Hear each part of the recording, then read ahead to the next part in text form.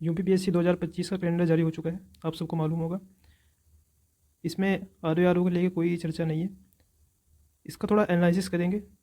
जो आरक्षित तिथियाँ हैं, वैसे ही इस कैलेंडर में आरक्षित ही आरक्षित है, जितनी इसमें तिथियाँ उससे ज़्यादा कहीं आरक्षित है, ठीक है।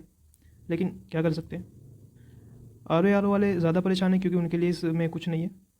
थोड़ा समझते हैं कि आर हो सकता है किस तिथि में हो सकता है, क्योंकि जो सामने आरक्षित तिथियाँ हैं उसी में से किसी एक में आर होने वाला है, ठीक है।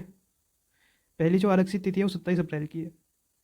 ये तो कन्फर्म है कि 27 अप्रैल से पहले आर नहीं होने वाला, बिल्कुल नहीं होने वाला। 3 महीने अभी से है मिनिमम, ठीक है। उसके बाद 4 मई है, 11 मई है, उसके बाद 1 जून और 15 जून है। इन्हीं 4 तिथियों 5 तिथियों से अलग आपका एग्ज़ाम नहीं जाने वाला है। या तो 27 अप्रैल को हो जाए कम से कम, या फिर 15 जून तक हो जाए, ठीक है। इससे ज़्यादा तो नहीं जाने वाला है, इससे आगे तो फिर बहुत लेट हो जाएगा। तो देखिए, आप अगर सीरियस होकर आर के बारे में पढ़ रहे हैं तो आप अब से 27 अप्रैल मान लीजिए। अगर आप मान लेते हैं किसी कहने से 1 जून चल रहा है मार्केट में, 15 जून मान लेते हैं, समझिए कितनी बड़ी बेवकूफ़ी होगी अगर इधर ऐसी न्यूज़ मान के आपका जो आर है वो पेपर अच्छा नहीं होता है, आपके हाथ से मौका निकल जाता है। तो ये तो आपके लिए बेकार हुआ ना। वो जो न्यूज़ देने वाले हैं उनका तो कुछ नहीं बिगड़ा, ठीक है ना। 3 महीने में जम के तैयारी करोगे, आराम से आर निकलता है, ठीक है।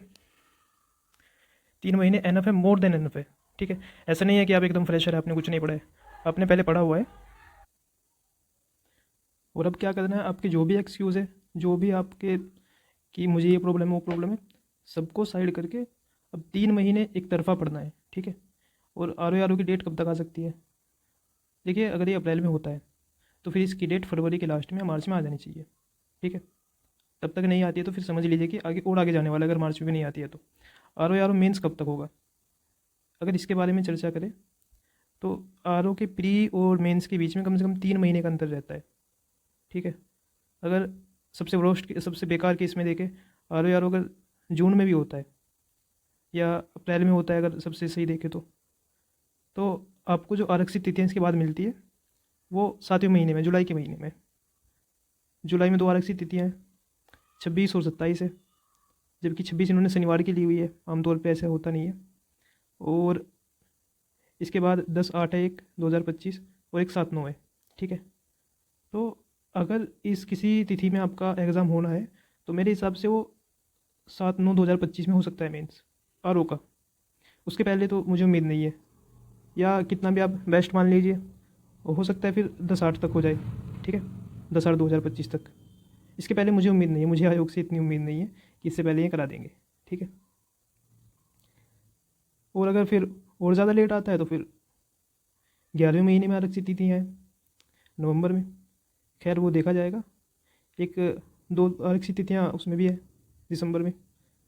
जहाँ तक मुझे लगता है कि अगर ये ठीक ठाक करा लेते हैं तो 10वें महीने तक मेंस करा लेंगे, ठीक है, आर का, मेरा ऐसा मानना है। बाकी आप कैलेंडर आ गया, थोड़ा बहुत अंदाज़ा आपको हो गया होगा इससे आर के बारे में। आप मेहनत कीजिए, पढ़ाई कीजिए, जैसा बाद में होगा हम अपडेट आपको देते रहेंगे। Thank you.